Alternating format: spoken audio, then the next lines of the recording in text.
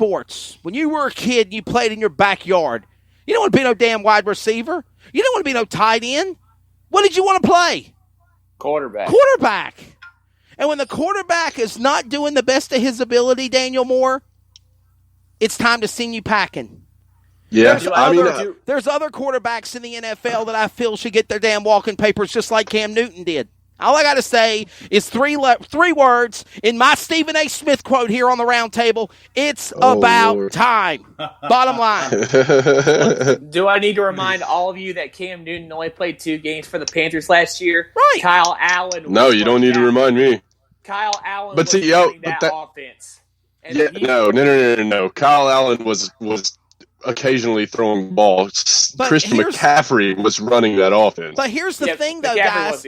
Cam Newton was hurt the year before. That's what I'm trying to explain to y'all. He was already hurt. He played hurt a whole season.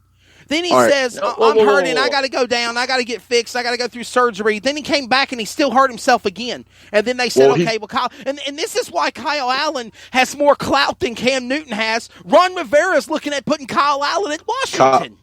Kyle Allen's now. All right, so you're right with that. But Kyle Allen's clout is practically none. But he started out hot. Right, he started out hot. Cam Newton's now. According to Coach Rivera. Okay. That is saying a lot. You're right. You're 100% right. That is saying a ton about maybe Cam Newton's work ethic or how he is in the locker room, chemistry wise or whatever. It is definitely saying something about him.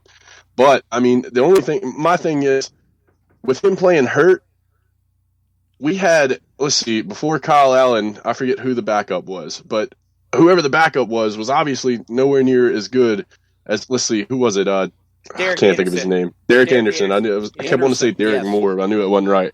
But he was the backup. Now, he was pretty decent. He had a pretty good arm on him, but he was getting old. Now, if Cam hadn't have played hurt, it all would have fell on Derek Anderson, who would have been subpar. And after a playoff run like we had, and then Cam getting hurt that next season, I can't really say that I blame him. And let me tell you something. I would try to play hurt too. No, I know that's bullshit. No, that's BS. That's BS. I would at least have enough courage and respect and honor for my team to say, hey, Coach Rivera, look, dude, I took a shot to the ribs. Man, I'm hurting bad. Either you need to recruit and find some other quarterback here, or you need to, we need to do some quarterback 101 to teach this guy Anderson how to throw a damn ball or something. We need to change our offensive package. But instead, he selfishly stayed out there on the field, and he put himself and the team more at risk of failure. And it shows. They came out of the damn Super Bowl 50, the biggest one that anybody will ever remember, because it's the 50th anniversary. Who remembers who won the 50th Daytona 500? I do. That was 10 years ago. Ryan Newman. Ryan Newman won the 50th Daytona 500. And then he'll be more remembered now for the big wreck that he had in the 62nd run into the 500 this year. Mm-hmm. But anyhow, with that being said, Cam Newton and his team, the Carolina Panthers, the Smanthers, the suck-ass Panthers, whatever you want to call them, they went downhill after that. He got hurt. He played hurt for over a year, and he cost the team much opportunities to win, to go to the playoffs. Now, granted, yes, I'll admit there was what do you mean you don't believe it? Well, because I'm a diehard Panthers fan, just like Daniel is, and I remember the playoff runs from 2015 and 2017. I do not blame any of the shortcomings we had during both of those years on Cam Newton.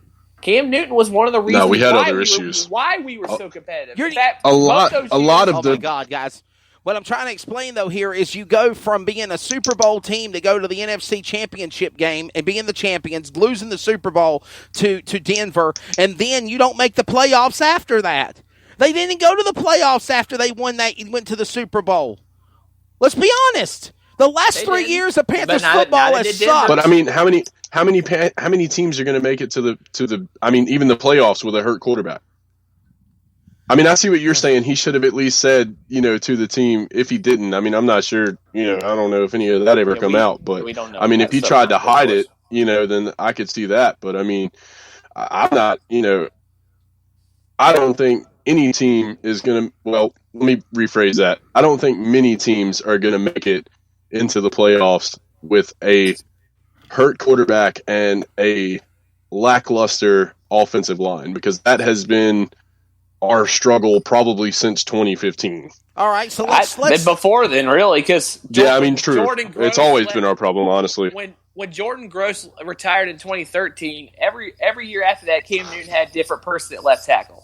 It was somebody different the whole time. So you can't build chemistry that way. So, no, Mike, what do you think, dude? You're in Tennessee. You're kind of right there between the Georgia Atlanta Falcons team and the Tennessee Titans team. You know, who are you? Who are you for this battle? Do you agree with me, or do you think I'm FOS? Well, I have to be completely honest with all three of you guys. I'm still watching old football games, Terry Bradshaw and Franco Harris. The good old days. The good old days. And listen, I love sports. I've always loved sports. The older I have gotten, I have lost a lot of interest in NFL, NBA. Now, I still watch baseball, but... Why is that, though, Mike? It's just... And it's the way I was brought up in high school. Our basketball coach, Jim Cornwall, one of the greatest influences in my life, he was... I don't want to say a disciplinarian. I mean, he was all business. When we went on away games, we had on a shirt and tie, and we had some superstars on our high school team. Yeah. But the second you showboated or done anything to draw attention to yourself, whether you're the team, the team superstar, your ass went to the bench. I don't like the showboating, and it's different. Okay, so for somebody, I'm not a fan of that. Hang on a minute. For somebody that doesn't like showboating, and for somebody that doesn't really follow football, you know who Cam Newton is, though, right? Oh, absolutely. What would you label him as? He's a showboat. I mean, all right, but thank you. All right, so thank you. Here's the thing, though. Here's the thing, though. Right, yeah, for sure. And look, I mean, everybody trips on him, or picks on him or whatever for the towel over his head, and why is he doing that when he's losing? Blah blah blah. He ain't doing all that dancing around and stuff. I mean, nobody's going to be dancing around when they're losing. I mean, let's be realistic. Right.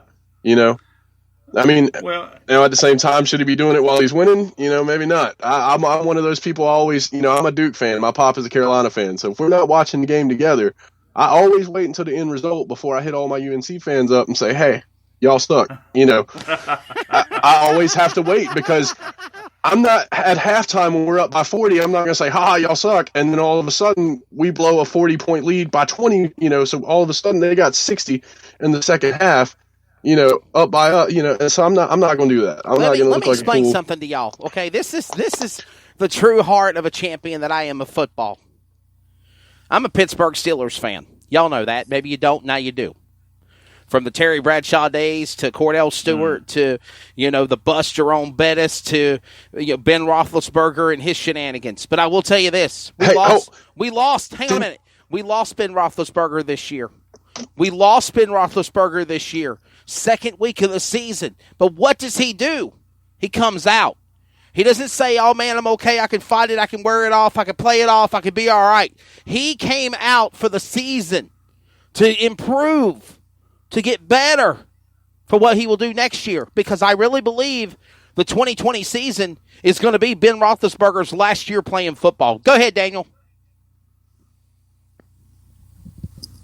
Well, the thing about Roethlisberger...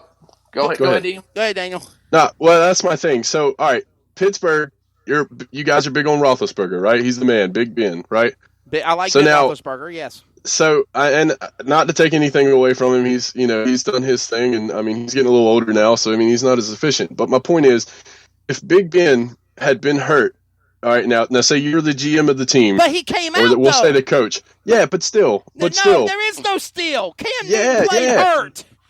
But Ben got hurt and he came out of the game. You can't say that that's still the same thing. Well, then maybe I'm not right in the head then, because I guarantee you, if I owned a business and I was the coach of a team, I promise you, and maybe this is just the kind of the hockey style fan coming out of me, but I promise you, if my guy is hurt but can still play, he will be on that field unless he says, "Coach, I cannot do it."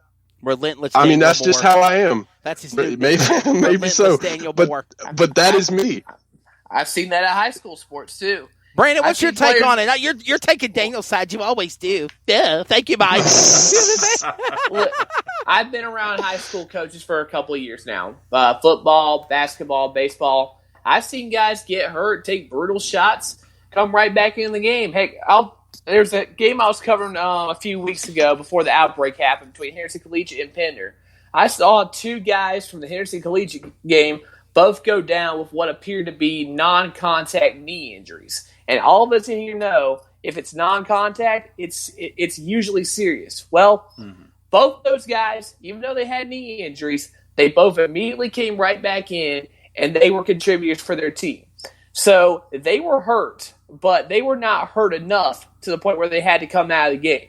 You know, George Marshall, he's the coach of that team. He loves and cares for his guys.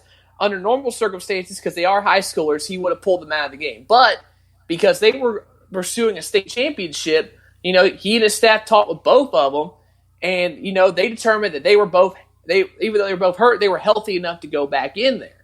And you see that at the high school level, you see that at the collegiate level, and you see that at the pro level, where guys are playing hurt, but they're still out there. Did you know that Josh McCown of the Philadelphia Eagles played the entire second half of the NFC wildcard with his Achilles ripped off of the bone? He was out there with a torn Achilles doing what he could to try to help his team win that game, and they almost did win that game. It was a struggle for him, but he was trying to do everything they could, even though he had a very severe injury. So we know that these guys, they are athletes. If they feel like they can play and that they can still be beneficial to their team, they will go out there and play. They will play. I mean, it's easy for all four of us to assume something about a certain athlete because we don't know everything that goes on inside of a locker room, inside on the practice. Was it time for Cam Newton to leave, though? We got to go to commercial break. Yes, we got to go to commercial break. Yes. But was it time for Cam Newton to leave? Yes. I mean, like I said, I'm not a Cam Newton fan. I'm a Panthers fan, and at the end of the day, again, it's a business, and quite frankly, he hasn't been producing in the last 2 years. But with that being said, if I had the choice between Kyle Allen and Cam Newton, if I was the coach and everything worked out the way I had both of them to start my season, I guarantee you Cam Newton would have been starting me for day one. Brandon White. Same here. I would take Cam Newton in his prime or sub-prime Cam Even Newton now over Kyle Allen. I mean, Allen is a backup. Nothing more, nothing less. Now, in Allen's defense, though, his offensive line that he was working with last year was really bad. So you can't blame it all on him. Old exactly. School, a lot of injuries. Old school Mike Guerin. What is your take on this before we go to break on the round table? Well, I think you guys have all valid great points. Where's my damn clapping at? There we go. I'm not enough into today's NFL to be able to comment intelligently, but the first player comes to my mind is Johnny Football. These guys just shut up, go play football. But I'm old school. It's all the swagger nowadays. Well, it is. And back in the day, talking about playing hurt, good God. It was a badge of honor, and half those guys, the equipment was near not what we have now. And, they're, Jack Lambert, no teeth out there, and, it was brutal. Well, we'll have to agree to disagree on this segment. All of us across the board. I still say it's 2-2, or at least. But